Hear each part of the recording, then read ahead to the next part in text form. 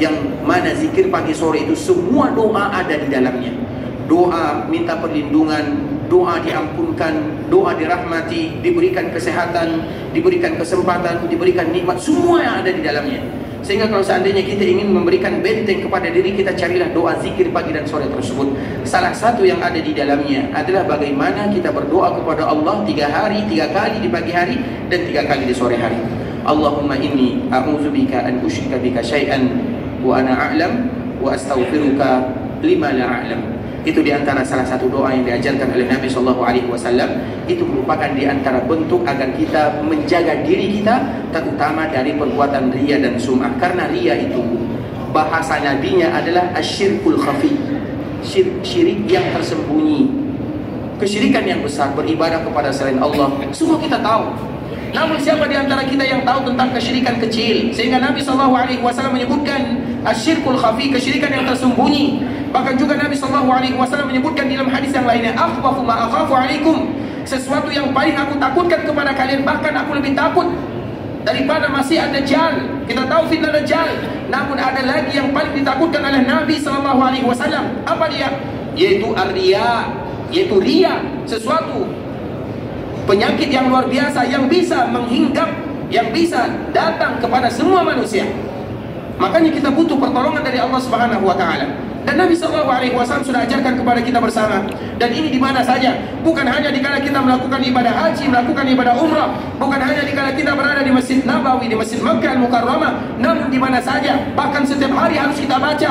Makanya disebut dengan zikir pagi dan sore. Setiap kali kita berada di pagi hari kita baca, setiap kali kita berada di sore hari kita juga baca. Karena kita butuh perlindungan dari Allah Subhanahu wa taala, setiap hari kita butuh, sampai kita berjumpa dengan Allah Subhanahu wa taala. Karena al-hayy, seorang yang masih hidup, tidak ada yang bisa merasa aman dari fitnah. Dan fitnah yang luar biasa tersebut dikala mereka mulai beribadah kepada Allah dengan tujuan agar orang bisa melihat dirinya, oh aku yang beribadah, dengan tujuan agar orang bisa mendengarkan dirinya, oh aku yang mendengarkan dirinya. Makanya ikhwatul Islam, dikala kita beribadah, terutama ibadah haji dan umrah ini, tidak perlu kita dapatkan pujian dari manusia atau dapat cacian dari manusia, karena memang kita beribadah semata-mata untuk Allah Subhanahu wa taala. Kalau seandainya nanti kita pulang, misalnya nama kita Muhammad, kita baru pulang dari melaksanakan ibadah haji, tiba-tiba datang kawan kita, tetangga kita, saudara kita, panggil kita, wahai Muhammad, padahal kita baru haji. Jangan pernah kita mengatakan, tidakkah kamu tahu peci putih ini harganya mahal? Maknanya apa? Mau kita dipanggil atau tidak, karena kita beribadah bukan untuk yang demikian. Jangan pernah kita tergiur, Bapak haji, Bapak umroh. Tidak pernah demikian ikhwatul Islam. Karena ibadah haji, ibadah umroh, makanya salah satu ibadah yang berat, kita tahu rukun Islam itu ada 5. Yang pertama syahadat, yang kedua salat, zakat, puasa dan haji. Dikala kita syahadat sudah pasti semuanya. Dikala kita salat, pernahkah kita dipanggil dengan Bapak salat? Pernah atau tidak? Padahal kita salat 5 waktu sehari semalam. Dikala kita zakat, pernahkah kita dipanggil dengan Bapak zakat?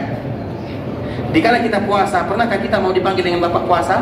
Dikala kita haji, apabila ada orang yang memanggil Pak Muhammad misalnya, tidak dipanggil kita dengan gelar haji misalnya, disamaratakan ikhwatul Islam. Semua ibadah itu sama-sama rukun Islam. Kenapa tiba masalah haji dan umrah kita harus dipanggil dengan haji ini, haji fulan, haji fulana? Tidak, dipanggil atau tidak dipanggil, kita beribadah untuk Allah Subhanahu wa taala. Maka di sanalah butuh menguatkan diri kita. Kita butuh bagaimana kekuatan dari Allah Subhanahu wa taala. Salah satunya untuk menjaga diri kita tersebut, zikir yang diajarkan oleh Nabi sallallahu alaihi wasallam tersebut. Makanya kalau kita ingin mendapatkan zikir ini, ada di dalam internet, di dalam mana-mana saja kita bisa mendapatkan zikir ini, zikir pagi dan sore, yang mana betul-betul kita senantiasa dianjurkan untuk membaca zikir tersebut.